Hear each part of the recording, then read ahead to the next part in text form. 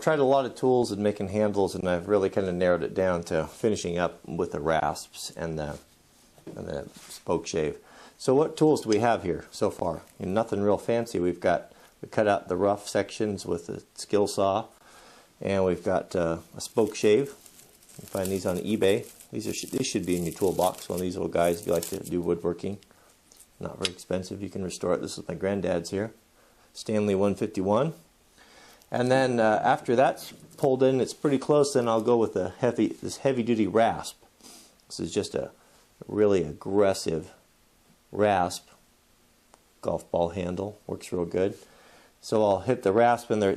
You want one that's got the round on it there and then some flat, because the round works where you've got these radiuses, like right here's on the shoulder where the axe head's going to seat. The Axearoon head's going to seat right in there. And so you don't want a flat, because the flat just touches in 2 points. So use that round section as well as the palm swell works really good for that. And then when I come off of that, then we'll use that flat section. And we don't want to use the round section on the main body of it, because you get an uneven surface. But that flat section, if you use it this way by pushing down and cutting and rolling around, it hits the high spots, knocks them off. It gives you a real nice finish. This is a really aggressive cutter. Once I get all that done and I'm really happy with my shape, then I'll go with my 4-in-hand on the coarse bit, and this will take off and smooth things up a lot and knock down any last minute spots that I missed. And once I'm done with that, then I'll flip over to the fine and I'll take out the rest of those scratches. I find that from this point I can sand it, and I get a nice finish if I cover it real good with the flat. So I'm going to go ahead and work the rest of this handle out, get it all done, and then I'll bring you back for the seating and hanging the head. So the handle's pretty well roughed in, and now it's time to mark out the eye. I typically like to have a pencil sharpened to kind of a long point, so I can, nice and sharp, so I can kind of reach down in there and not get the fat part of the pencil hanging up on the sides. Something like that there. So very carefully got it all laid out here and pretty well centered. And we're going to go ahead and draw the inside profile of the eye with my pencil. Now remember, you got to account for kind of the thickness of the lead, so I don't get into the eye or the pencil line. We'll leave that on there. We want to really press that wood into that eye so you can see the shape there. So this is kind of what we want to, well, not kind of, is exactly what we want there. So you can see the lines I've got here, so I'll flip this to work on each 4 sides, and I'll just take my draw knife and I'm just pulling down.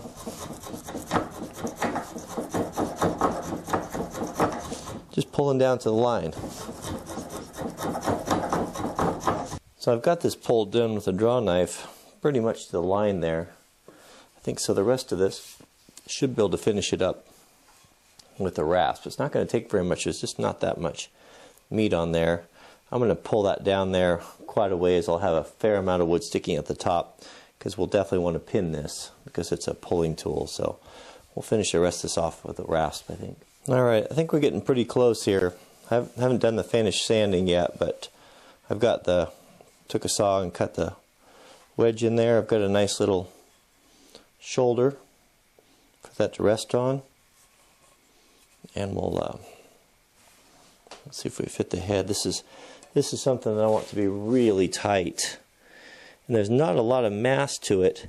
Usually the proper way to set a head, you take and you strike the bottom. But there's so little mass on here that it's not really going to work effective, so we're going to have to carefully take it down from the top.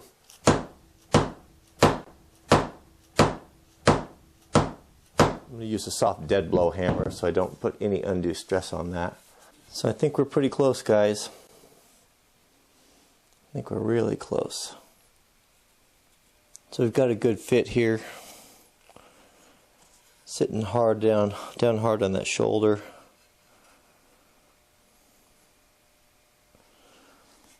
So I'll put a little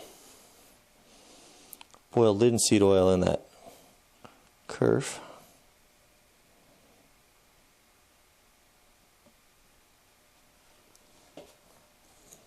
I've got a nice little wedge here made for it. Let's see if we can't.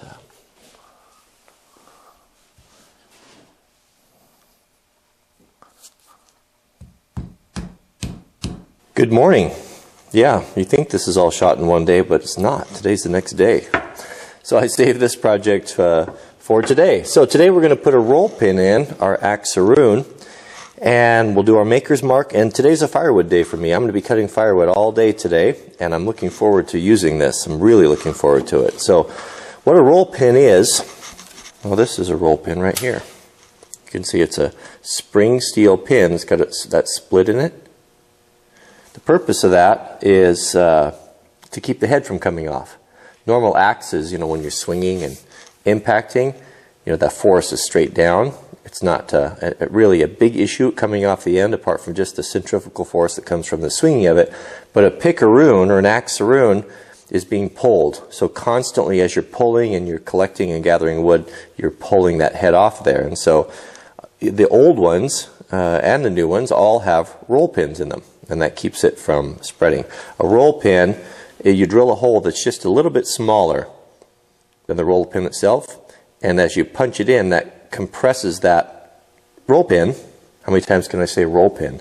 And it pushes against the sides of the metal and keeps it in place. You don't need a keeper of any sort. So you can see right there is one that's been installed properly. That's what we need to do. Tough, hard to drill a hole in this. It really is. Beautiful tool, but it needs it. I'll tell you what, that is some properly hardened steel. I went through 3 drill bits to drill those holes. So some might say that I have taken out too much material there. The roll pin that I chose is too big, and I don't think so, because look how thick this metal is on the sides there. I think it's going to be just fine. And this is, you know, I'm not going to be pounding on steel with this thing. This is reasonably light duty. Okay, so we've got a roll pin here. And we'll turn the split down. I'm going to use Granddad's old ball peen hammer. Grew up using that. Oh, that's nice there.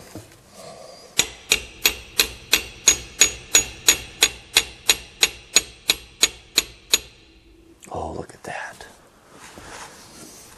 I don't want to mar the tool, so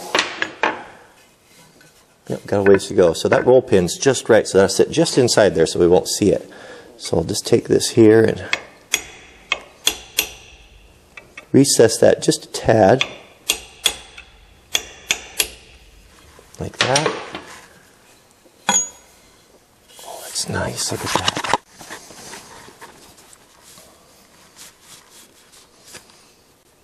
That's nice right there. That's real nice.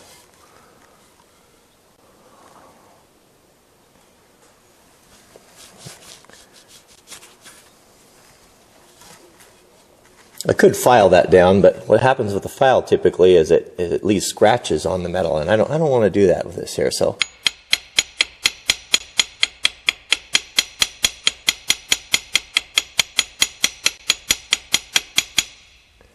oh yeah, that's the tool for the job right there.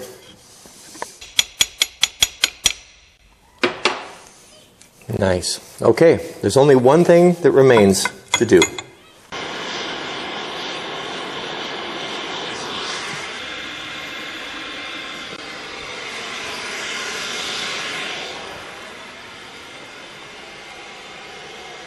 So the Axearoon is ready for work. I'll coat it with one last coat of boiled linseed oil.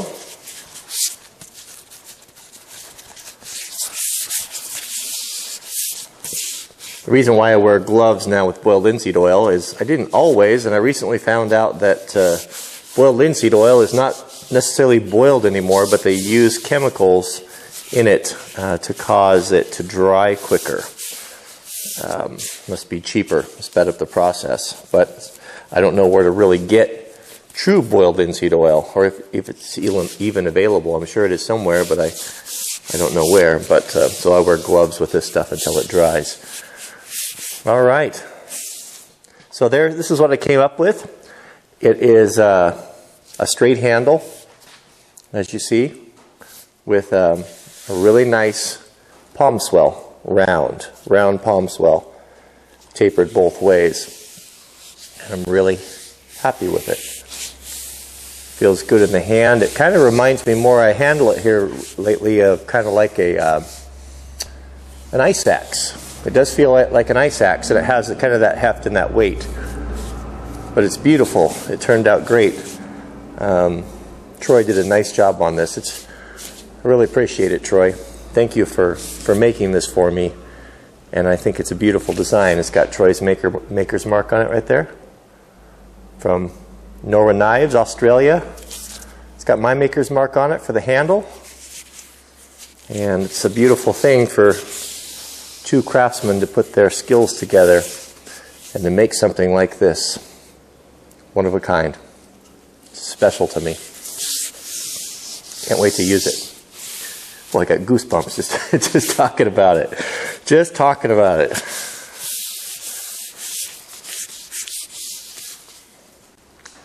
All right, let's get to work.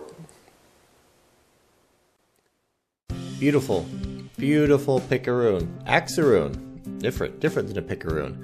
So if you like axes and you like Picaroons and that sort of thing, and you haven't seen some of my older videos, right over there on the top there I've got kind of how I like to use a Picaroon, why I like them so well, and down below is the proper axe sheath and leather lining it from the excellent Grizzly Peak Enterprises in Idaho. Wonderful, wonderful product. If you haven't seen those videos, check them out. I think you'll like them. If you like axes and you like Axearoons and you like Picaroons and you like the stuff that I like, then click the thumbs up. And it's the way you can support the channel, and I appreciate it. So thank you. So I think that's it. More videos to come. I've got more videos than I have time to create. Lots of ideas. Feel very inspired, very motivated, and very blessed. So thanks for watching, and we'll see you guys on the next video.